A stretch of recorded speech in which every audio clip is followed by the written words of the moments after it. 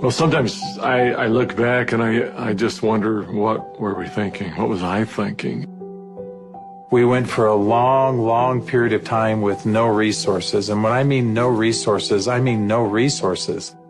People told us we were crazy to go all in. You know, is this really going to work? I think some of the most beautiful things can emerge through trial and through difficult times. I had been a physician for a long period of time, and I'd had a patient who came to see me, and they would ask me, Dr. Hill, what do you think about the essential oils? And I made the mistake one time of saying, I think that's one of the craziest things I've ever heard. She looked me right in the eye and she said, I am so disappointed to hear that, because that's done more for me than you or any of your colleagues or anyone has ever done for me. And it intrigued me. And over time, I became more intrigued. I became involved with essential oils. And now for the last several decades, this is all that I have focused on and all that I have done. I remember when I first came into the essential oil industry, I thought they were voodoo oils. I thought they were really, really strange. It wasn't long before I started using oils on my kids, and I was amazed at what I was able to do and how it empowered me as a mom to take charge of my family's health care. So I was a huge skeptic. Parents were educators. My father was a professor of physics. So I just wasn't raised with anything but allopathic Western medicine. I learned over the years how effective they were and can be, especially if they're pure. After working 10 years in the essential oil industry, I found myself leaving for integrity purposes, because I knew that essential oils had to be pure.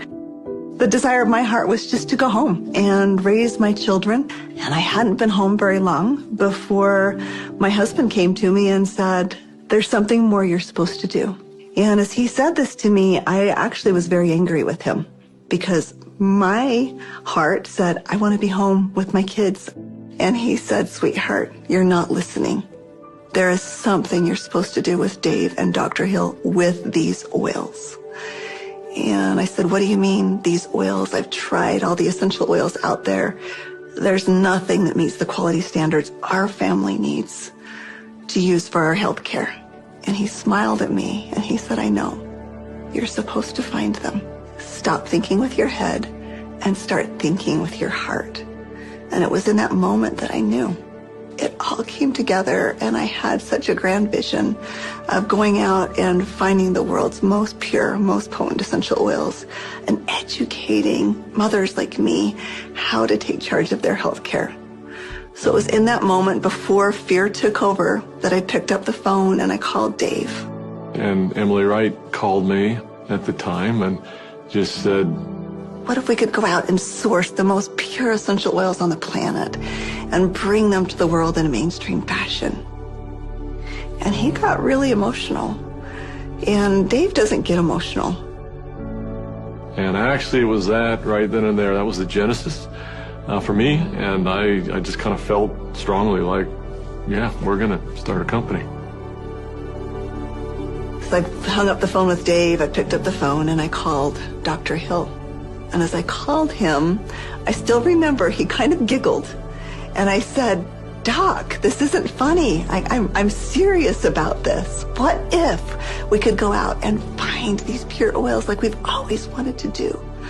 And what if we could educate people to really understand the power behind these oils? And he said, no, Emily, I'm not laughing because I think your idea is crazy. I'm laughing because I was just getting ready to call you and ask you the very same question. It started with an initial little small meeting in an Italian restaurant in the far corner, and we met for 5.5 hours until they finally kicked us out of the restaurant because we weren't buying food anymore. And we just started to dream. We would meet anywhere we could find some space to meet, and it was in some strange places. Of course, the basement of the Normal Library was one. We got too rambunctious and they finally kicked us out of the library. Sometimes it was in the basement of our homes. I remember not telling my kids, that I was unemployed and starting a new thing, but the dad was working on a project in the basement. As I did the business plan, I started to realize that this was going to be big. I just knew that with such a good team and product that had changed our lives,